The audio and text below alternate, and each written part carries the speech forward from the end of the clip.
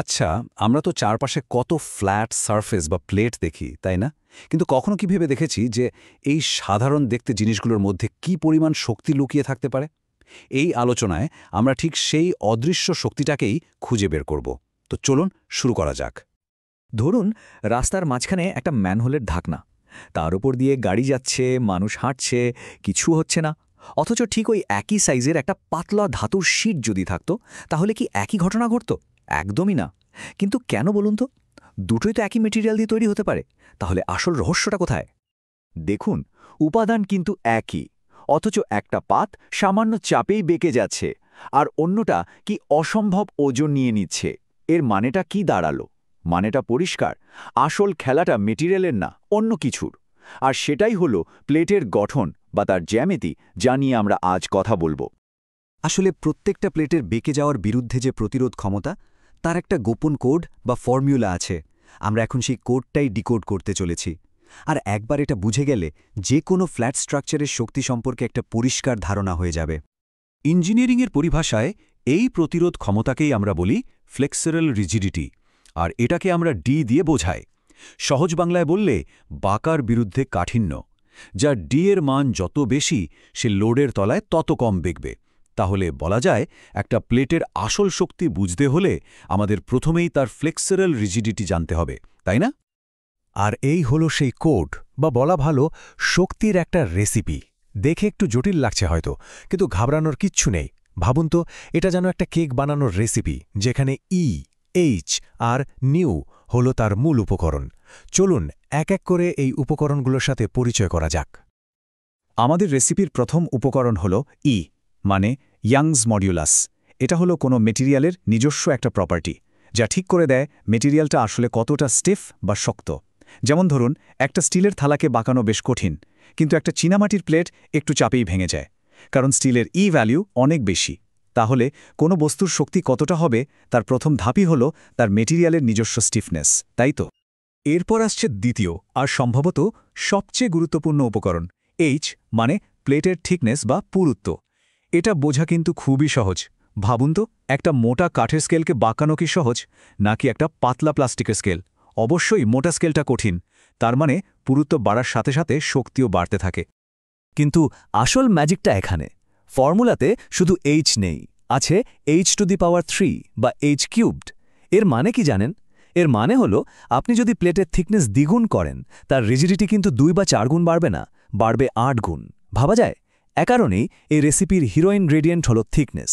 এই কিউবড রিলেশনশিপের জন্যই পুরুত্বের সামান্য পরিবর্তন একটা স্ট্রাকচারের শক্তিতে এত বড় পার্থক্য গড়ে দেয়, তাই না? আমাদের রেসিপির শেষ উপকরণ হলো নিউ, মানে পয়সন্স রেশিও। এটা বুঝতে একটা সহজ উদাহরণ দেই। একটা রাবার বা ইরেজারকে ওপর থেকে চাপ দিলে কি হয়?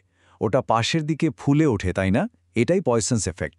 যখন একটা প্লেট বেঁকে যায়, তখন এই এফেক্টটা কিছুটা কাজ করে, যদিও সত্যি বলতে থিকনেসের তুলনায় এর প্রভাব বেশ কম। তাহলে আমরা শক্তির রেসিপিটা তো বুঝে গেলাম, কিন্তু গল্প এখানেই শেষ নয়। একটা প্লেট কতটা লোড নিতে পারবে, সেটা শুধু তার নিজের মেটেরিয়াল বা থিকনেসের ওপর নির্ভর করে না। তাকে চারপাশ থেকে কিভাবে ধরে রাখা হয়েছে বা সাপোর্ট দেওয়া হয়েছে, সেটাও কিন্তু সমান গুরুত্বপূর্ণ। চলুন এবার সেই ব্যাপারটা একটু দেখি। দেখুন, প্লেটের এজ বা ধারগুলোকে সাপোর্ট দেওয়ার মূলত দুটো ধরনের আছে। একটা হলো সিম্পলি সাপোর্টেড, যেমন ধরুন একটা বইয়ের তাক শুধু দুটো পেগের উপর রাখা আছে। তাকটা কিন্তু প্রান্ত থেকে একটু ঘুরতে পারে। আর দ্বিতীয়টা হলো ক্ল্যাম্পড বা ফিক্সড, যেমন আমাদের বাড়ির ব্যালকনি, যেটা দেওয়ালের সাথে একেবারে শক্ত করে গাঁথা থাকে, ওটা একটুও ঘুরতে পারে না। তাহলে একটা প্লেটের এজ সাপোর্ট কেমন, তার উপরেই নির্ভর করে সে লোডটাকে কিভাবে সামলাবে, ঠিক কি না? চলুন একটা সিম্পলি সাপোর্টেড প্লেটের ক্ষেত্রে ঠিক কী হয় সেটা ধাপে ধাপে দেখি। প্রথমে প্লেটটাকে চারদিকে সাপোর্ট দিয়ে রাখা হলো। এবার তার উপর একটা লোড দেওয়া হলো। ধরুন অনেকগুলো বই রাখা হলো। কি হবে? প্লেটটা মাঝখান থেকে নিচের দিকে ঝুলে যাবে, তাই না? এর ফলে প্লেটের উপরের সারফেসে তৈরি হবে কম্প্রেশন বা চাপ, আর নিচের সারফেসে তৈরি হবে টেনশন বা টান। ঠিক যেন একটা ধনুককে বাঁকানোর মতো অবস্থা। আর এখানে একটা মজার ব্যাপার আছে। প্লেটটা যখনই একটু বেঁকে যায়, তখন এর মধ্যে একটা টান টান ভাব তৈরি হয়, অনেকটা ট্র্যাম্পোলিনের কাপড়ের মতো। এই যে টেনসাইল ফোর্স বা টান, এটা কিন্তু প্লেটটাকে আরও বেশি বেঁকে যাওয়া থেকে আটকাতে সাহায্য করে। তার মানে প্লেটটা লোড নেওয়ার সময় নিজেই নিজের শক্তি কিছুটা বাড়িয়ে নেয়। আচ্ছা, এত কিছু তো জানলাম, কিন্তু মূল ফর্মুলাটা মনে রাখা একটু চাপের হতে পারে। তাই এটা মনে রাখার জন্য একটা সহজ কৌশল আছে। ফ্লেক্সোরাল রিজিডিটির এই ফর্মুলাটা মনে রাখতে এই ইংরাজি লাইনটা ব্যবহার করা যেতে পারে। Engineers heavily cubed rely on 12 1 - v square plates. দেখুন, প্রত্যেকটা শব্দের প্রথম অক্ষর বা সংখ্যা আপনাকে ফর্মুলার একটা অংশ মনে করিয়ে দেবে। ইঞ্জিনিয়ার্স থেকে হেভিলি কিউবড থেকে এইচ কিউবড, আর বাকিগুলো তো আছেই। পরীক্ষার হলে এটা কিন্তু দারুণ কাজে আসতে পারে। তো এতক্ষণ আমরা যা কিছু আলোচনা করলাম, চলুন খুব সংক্ষেপে একবার রিক্যাপ করে নিই, আর এটাও বুঝি যে এই বেসিক কনসেপ্টটা জানা আসলে কেন এত জরুরি। তাহলে মূল বিষয়গুলো কি কি? একটা প্লেটের বাঁকার বিরুদ্ধে শক্তিকে আমরা বলি ফ্লেক্সুরাল রিজিডিটি বা ডি। 2, এই শক্তির সবচেয়ে গুরুত্বপূর্ণ ফ্যাক্টর হল প্লেটের পুরুত্ব বা এইচ, কারণ এর প্রভাবটা কিউবিক মানে এইচ কিউবড।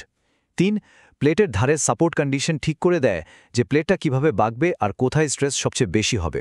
আর 4, বাঁকার সময় প্লেটের ভেতরে যে টেনশন আর কম্প্রেশন তৈরি হয় সেটাও লোড নিতে সাহায্য করে। আর জেনে রাখুন, এই কনসেপ্টটা কিন্তু শুধু পরীক্ষার খাতায় লেখার জন্য নয়। একজন ইঞ্জিনিয়ার হিসেবে এই সহজ তত্ত্বের উপর ভর করেই তৈরি হয় বড় বড় ব্রিজের ডেক, উঁচু বিল্ডিংয়ের ফ্লোর স্ল্যাব, এমনকি প্লেনের হালকা অথচ মজবুত ডানা। এই বেসিক জ্ঞান ছাড়া মডার্ন স্ট্রাকচারাল ইঞ্জিনিয়ারিং ভাবাই যায় না। আর সবশেষে চলুন একটু ভবিষ্যতের কথা ভাবি। আজ আমরা স্মার্ট মেটেরিয়ালস আর এআইয়ের যুগে বাস করছি। একবার ভাবুন তো, ফ্লেক্সুরাল রিজিডিটির এই যে মৌলিক রেসিপি, এটাকে কাজে লাগিয়ে ভবিষ্যতে আমরা এমন আর কি অবিশ্বাস্য স্ট্রাকচার তৈরি করতে পারি যা আজ হয়তো আমরা কল্পনাও করতে পারছি না। এই প্রশ্নের উত্তর খোঁজার দায়িত্ব কিন্তু আপনাদের মতো ভবিষ্যতের ইঞ্জিনিয়ারদেরই।